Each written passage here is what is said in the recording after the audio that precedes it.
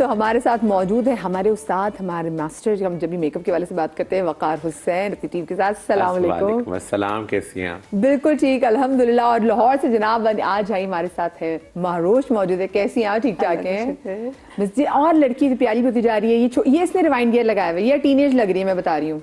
ये अपनी बेटी जो कि टीनेज अब हो गई ना, उनको कंपटीशन दे रही है। हाँ, दैट्स सो ट्रू। अच्छी बात है, अच्छी बात है। I like such mother. Doctor Fariq Khan, dermatologist हमारे साथ मौजूद। अस्सलाम वालेकुम। वालेकुम सलाम Madiya, how are you? I am good doctor साहब, आप ठीक ठाक हैं? अच्छा, क्योंकि आज हमें साथ में टिप्स भी लेनी है। बच्चियां बहुत अर्ली जो है ना, मुझे लगता है कि आज मेकअप तो पहले करती थी, अब बच्चियां बहुत अर्ली स्किन केयर उन्होंने शुरू कर दी है। बहुत ज़्यादा चीज़ें, सीरम्स हमने भी देखा है। मैं तो वो 15-15 साल की एक्ट्रेसेस को देखती हूँ, जब वो पता नहीं वो नाइसिनामाइड कौन कौन से सीरम्स को जब वो लगाते हुए दिखा रही होती रील्स में, तो मुझे बड़ा दुख होता है। ये सही एज है? मुझे लगता है कि अभी जो हम लोग फेस कर रहे हैं ना, स्पेशली ब्राइडल्स में और चीज़ों में, जो यंग बच्चियां की शादियां हो रही हैं, बिल्कुल ये देखें, कोई चीज़ ये गलत नहीं है। मतलब सीरम्स भी सही हैं और लोशन भी सही हैं, सन ब्लॉक्स वाली सब चीज़ें ठीक है, मगर हर स्किन पे हर चीज़ नहीं हो सकती। अब उसके लिए सिर्फ यूट्यूब पे देखना या इंस्टाग्राम पे देखना कि ये लगाऊंगी तो ये हो जाएगा, हो सकता है आपकी स्किन उसके लिए रिएक्ट। अब बहुत सी मेरे पास ब्राइड्स आती हैं जिनकी फ्लेक की तरह उतर रही होती है स्किन। आप उन पे कितना भी बेस लगा लें, अब उनका टेक्सचर, क्योंकि उन्होंने शादी से कुछ दिन पहले सब कुछ लगाया हुआ होता है। Oh my God. तो ये अगर ठीक है, आप ये यूज करें, बिल्कुल यूज करें। स्किन का केयर करना बहुत अच्छी बात है और अब अवेयरनेस आ गई है, ये और अच्छी बात है। मगर एटलीस्ट अपने डर्मेटोलॉजिस्ट से जाके कंसर्न जरूर करें। खुद से सिर्फ स्क्रीन पे देख के कि बहुत प्यारी स्किन लग रही है, मैंने उसमें रेटिनॉल लगाया हुआ है या नाइसिनामाइड लगाया हुआ है, आपकी स्किन को क्या सूट करता है वो आप जरूर। पर दूसरी बात है, रेटिनॉल तो बच्चियों के लिए है ही नहीं। अब वो कुछ चीजें ऐसी हैं जो इनकी स्किन यंग एज के लिए है ही नहीं, लेकिन वो लगा रही होती हैं। ये लेकिन मुझे रेटिनॉल का बताइए, रेटिनॉल है टीनेज बच्चियों के लिए? नहीं, रेटिनॉल नहीं है, बिकॉज एंटी एजिंग सीरम है, उसके अंदर एंटी एजिंग पेप्टाइड्स हैं, तो वो एक सर्टेन एज ब्रैकेट के बाद ही आपको सूट करता है। Also I endorse what you से कि एज अप्रोप्रिएट चीजें लगाना बहुत जरूरी है। दूसरा, अपनी स्किन टाइप को तो देखें।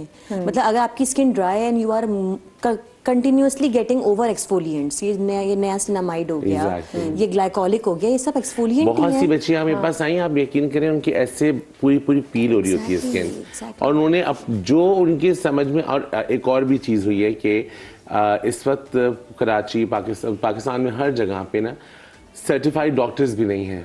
आपको हर गली कोने पे, अब आपको हर सैलॉन्स में भी एक डॉक्टर मौजूद मिलेगा, जो कि पता नहीं वो डॉक्टर्स हो भी कि नहीं हो। पॉलर वाली बाजी भी तो डॉक्टर है ना। तो वो इतना ज्यादा चीजें चेहरे पे लगा देती हैं कि वो आपकी स्किन बर्बाद हो जाती है। बस उनको इंस्टेंट भी रिजल्ट चाहिए होता है ना, उसके चक्कर में। मुझे ऐसा भी लगता है कि इस वजह से भी होता है, जैसे इन्फ्लुएंसर्स, अब इंस्टाग्राम का दौर है, तो हर इंसान हर पीआर पैकेज को एग्जैक्टली प्रमोट कर रहा होता है। हाँ, और जब वो टीनेजर्स देखते हैं तो कहते हैं अच्छा इसने लगाया है, मैं भी लगा लूंगी। तो पीछे की जो हिस्ट्री है ना, वो कहीं पीछे रह जाती है। और डॉक्टर साहब, आप मुझे इत्तेफाक करेंगे इस चीज़ के लिए कि मैं जो सबसे ज़्यादा प्रॉब्लम फेस करता हूँ ना, जो एज एन मेकअप आर्टिस्ट, बच्चियों के जो पिंपल्स इस एज में निकलना स्टार्ट होते हैं, उन पिंपल्स को हर किसी की स्किन टाइप पे अलग तरीके से पिंपल्स हो रहे होते हैं। किसी के किसी हार्मोनल चेंजेस की वजह से हो रहे होते हैं, किसी के आपकी स्किन चेंज हो रही है आपके, एग्जैक्टली। लेकिन उसको वो इतना ज़्यादा ओवर ट्रीट कर देते हैं। आई थिंक मुझे लगता है कि उन दानों को अगर आप नॉर्मल ट्रीट करें तो वो जल्दी ख़त्म हो जाते हैं, लेकिन जब वो इतना ओवर ट्रीट कर देते हैं, इतना सेंसिटिव कर देते हैं कि उनको नॉर्मल लाइट्स में भी वो सनब्लॉक लगाए बगैर नहीं रह सकते। और उसकी वजह से कुछ मुझे उसके बारे में नहीं पता कि वो क्या दवाइयाँ होती हैं, क्या चीज़ें होती हैं, कि बहुत सी बच्चियां ऐसी आती हैं जब वो इस तरह की दवाइयां खाती हैं फॉर पिंपल्स के लिए, तो उनकी एक तो हार्मोनल डिसबैलेंसमेंट हो जाता है, एंड सेकंड थिंग कि उनकी स्किन पे इतनी ड्राइनेस हो जाती है कि उनकी लिप्स, उनकी आंखों, इवन कि अगर हम जैसे आई शेडो लगा रहे हैं ना आंख पे, अगर मैंने कोई गलती से कुछ शिमर आई शेडो लगाया तो वो इतनी क्रीसेस जैसे लगता है आप किसी एजेड स्किन के ऊपर मेकअप कर रहे हैं। तो ये पिंपल्स के लिए जो है वो सही दिखाना डॉक्टर को, और बहुत सारी चीजें ना लगाना।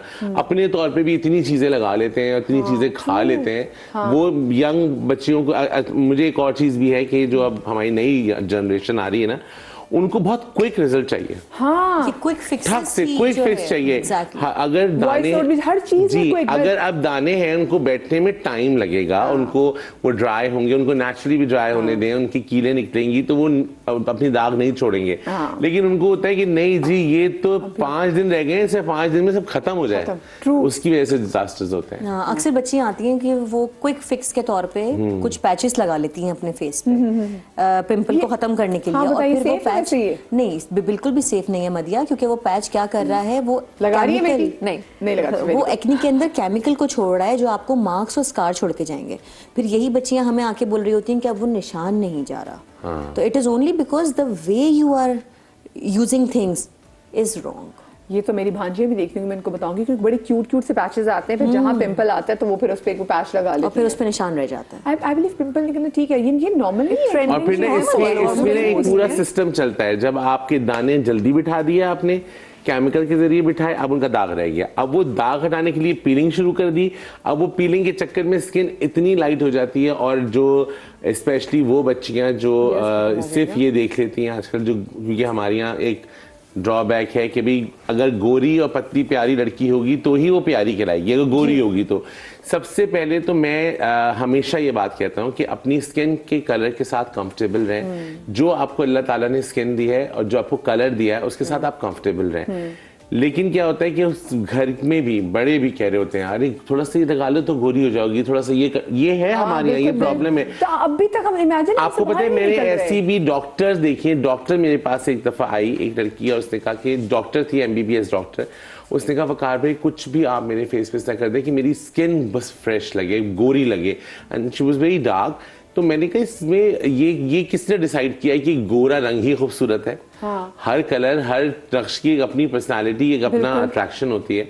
तो ये सबसे ज्यादा मसला होता है कि गोरे रंग करने वाली जो ये क्रीमें आती है ना, आपको पता है मेरे साथ क्या हुआ, मुझे एक फोन आया और उन्होंने कहा वकार जो आपकी गोरे रंग वाली क्रीम है ना, फेयरनेस क्रीम, वो हमें चाहिए। मैंने कहा मैंने तो कोई प्रोडक्ट ही नहीं बनाई आज तक। तो उन्होंने कहा नहीं आपकी प्रोडक्ट तो है। मैंने कहा आप जरा मुझे पिक्चर भेजिए। उन्होंने पिक्चर भेजी, एक गंदा सा प्लास्टिक का डब्बा, उसके ऊपर वकार, मेरा चेहरा और वकार सलोन, मैं यूं करके लगा हुआ उसके, ठीक है, और वो मेरे नाम से बिक रही है कहीं पंजाब में। मैंने फिर उनसे कहा कि आपने जिनसे लिया उनसे मुझे आप कांटेक्ट दीजिए।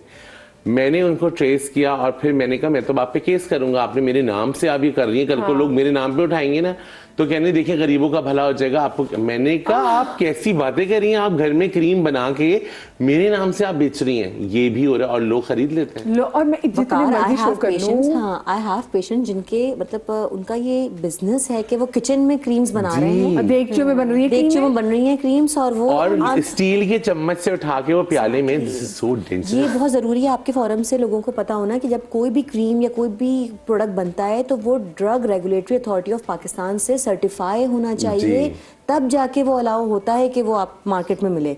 ये जो हम इंस्टाग्राम देख लेते हैं या सोशल मीडिया पे मार्केटिंग देख लेते हैं और हम मंगवा लेते हैं, तो आपको नहीं पता कि उसकी एक्सपायरी क्या है। देयर आर सर्टेन प्रोडक्ट्स जिनकी एक्सपायरी भी नहीं है। के साथ ये सोशल मीडिया तो उस वक्त आया भी नहीं था जब से ये 4 क्रीमें मिलकर फॉर्मूला क्रीम कितना खतरनाक था ना वो जो सारी कह के मैं लोगों को भी थक गई। अक्सर लड़कियां ने फोन करती कि प्लीज देखिए मेरे मुंह पे छाइयां आ गई, तो जब पूछे उनसे वो मेरे रंग गोरा करने वाली क्रीम लगाई थी, मैंने कहा बहन ये नहीं जाएगी अब तो। लेकिन उससे सबसे ज्यादा प्रॉब्लम ये होती है कि जो बच्चियां अगर देख रही हैं वो ये समझे चीज कि हमारी जो एपिडर्मिस, जो हमारी अपर लेयर होती है, ये बहुत फाइन होती है, लेकिन उसके नीचे डर्मिस है, डर्मिस उससे ज्यादा फाइन है, फिर सेबेशियस ग्लैंड्स है अंदर। जब आप वो क्रीम यूज करते हैं तो आपकी एपिडर्मिस पूरी पील हो जाती है।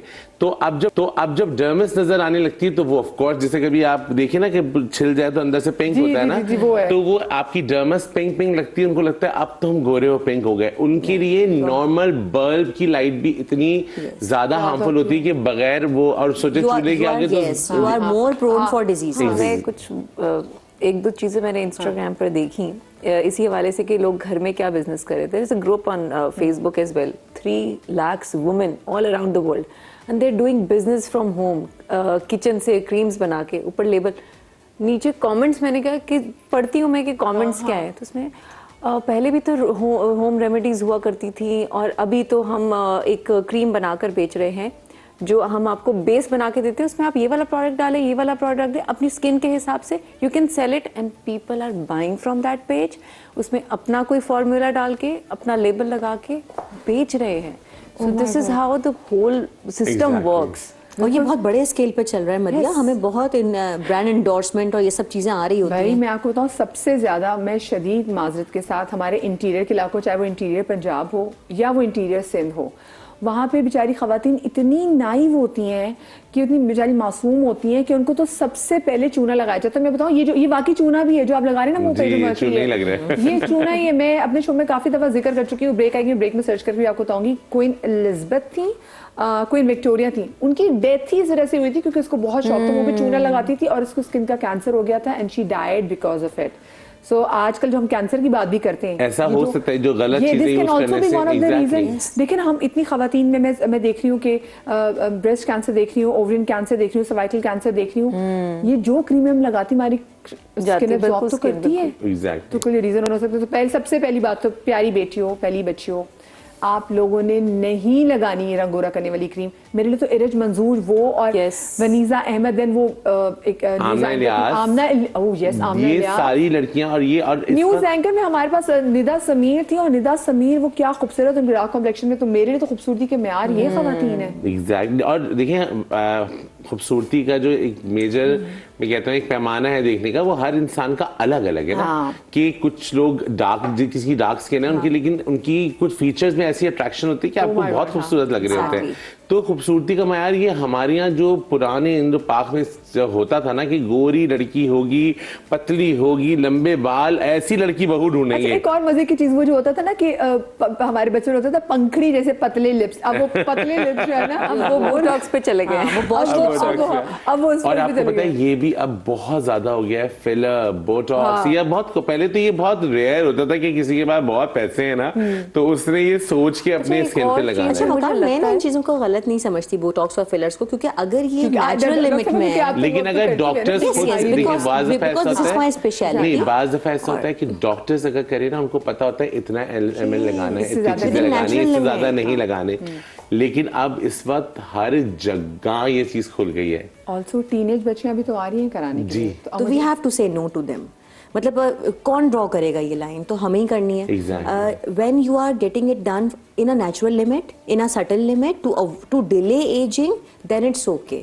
जब आप बियॉन्ड द लिमिट जाते हैं, जब आप ओवर डन करते हैं, 3 ml आप लिप फिलर कर रहे हैं, एग्जैक्टली, यस। तो मतलब चेहरा छोटा लग रहा है, होता ये बड़ा लग रहा है। होता ये है कि मैंने खुद बहुत दफा देखा है, उसका जो इंजेक्शन आता है उसमें ml ज्यादा होता है ना।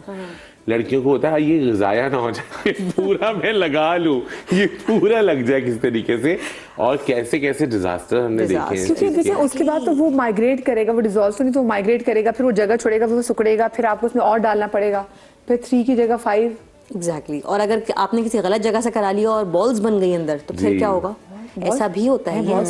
मैंने एक मेरी क्लाइंट थी, उनका मैंने देखा था कि उन्होंने जब कराया तो वो उसमें एक इतना बबल बन गया और फिर वो फट गया और उनकी वो जगह खराब हो गई। फिर उनकी बॉडी में से पैच लेके उसको क्लीन करके लगाया। यानी किसी एक फ्रेंड का हुआ। रुक जा, ये एक्सपीरियंस ऐसे सुनूंगी मैं। ओके मारोश, बात को रोक लो यहीं पे, छोटी सी ब्रेक के बाद मिलते हैं।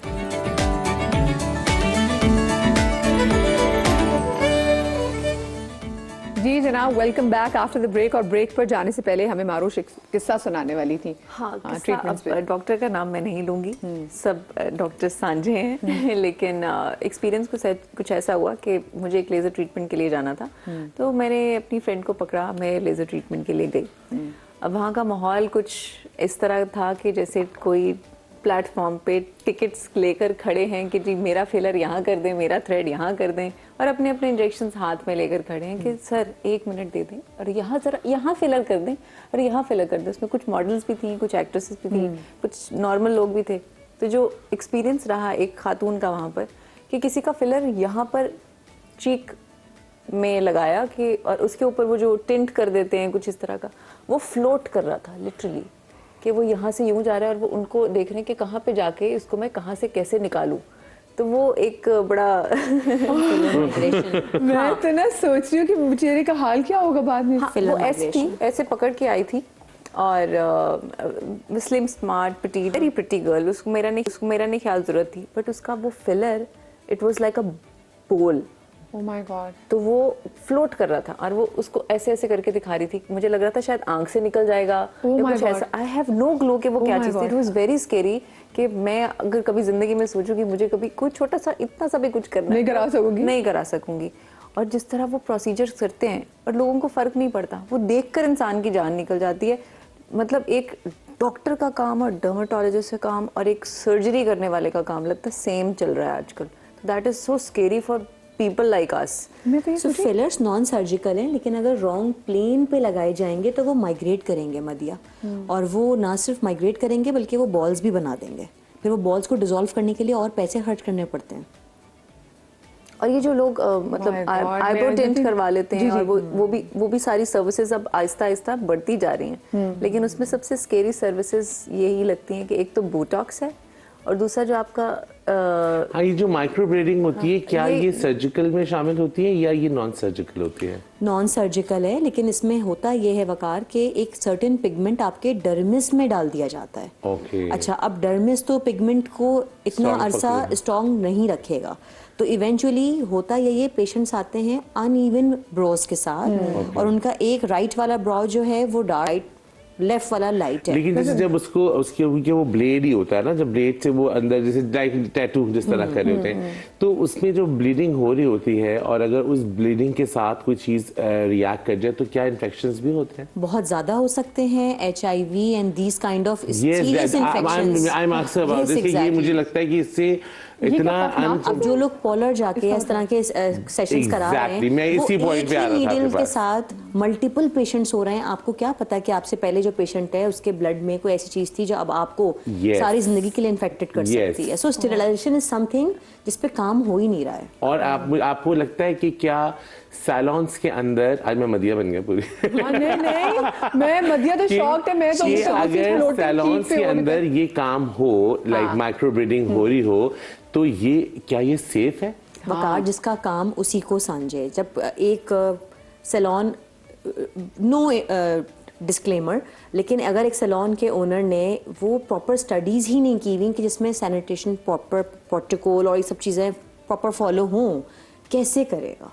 मतलब पॉलर में इस वक्त केमिकल पील्स हो रही हैं, पॉलर में इस वक्त Yes. हाइड्रा फेशियल्स हो रहे हैं, पॉलर में एक नीडल से 15 16 पेशेंट्स किए जा रहे हैं। मतलब पेशेंट्स ही बोलूंगी ना, वो तो बेचारे Exactly. अपनी स्किन के मसले क्योंकि लेकर जो आए हैं। हमारे हाइड्रा फेशियल, जो मुझे ऐसा होता है जैसे मैं अपने सैलून में हाइड्रा फेशियल हमारे पास है, तो हमें उसके एसिड्स होते हैं वो हम सुपर डाइल्यूटेड, कि वो इतने डाइल्यूटेड हों, क्योंकि we are the facial artist, we are not cosmetologist, we are not dermatologist, तो हम वो पीलिंग कर ही नहीं सकते, वो अलाउड ही नहीं है। सिर्फ आप ये कि जब आप मशीन यूज करते हैं तो हाथ से करने में और मशीन में होता है कि अच्छा अल्ट्रासोनिक रेज और ऐसा अच्छा डीप पेनिट्रेशन हो जाती है। हमारा मकसद सिर्फ ये होता है कि आपके प्रोडक्ट को डीप पेनिट्रेट कर दें। मगर जो असल हाइड्रा जो डॉक्टर्स करते हैं, जो पीलिंग है, वो डॉक्टर्स का ही काम है। Am I right? Yes, because it involves some concentrated chemicals based on your skin type. Exactly. Right, आपकी जो जिल्द की एग्जाम है उस हवाले से यूज होता है। तो जहाँ केमिकल इन्वॉल्व हो जाए बहनों, तो आपने वहां पे जाना सीधा डॉक्टर के पास। लेकिन जहाँ पर आप देखेंगे डॉक्टर लिटरली एक थड़ा लगा के, बड़े बड़े डॉक्टर्स भी, तो खुदा के लिए, क्योंकि वो भी इतनी जल्दी में, उनको तो पैसे बन रहे हैं। ऐसे अगर आपने करानी है, बहुत आपका मेरे फिलर कराने, तो किसी ऐसे डॉक्टर के पास जो लिटरली आपको टाइम दे, आपकी प्राइवेसी का भी ख्याल रखे।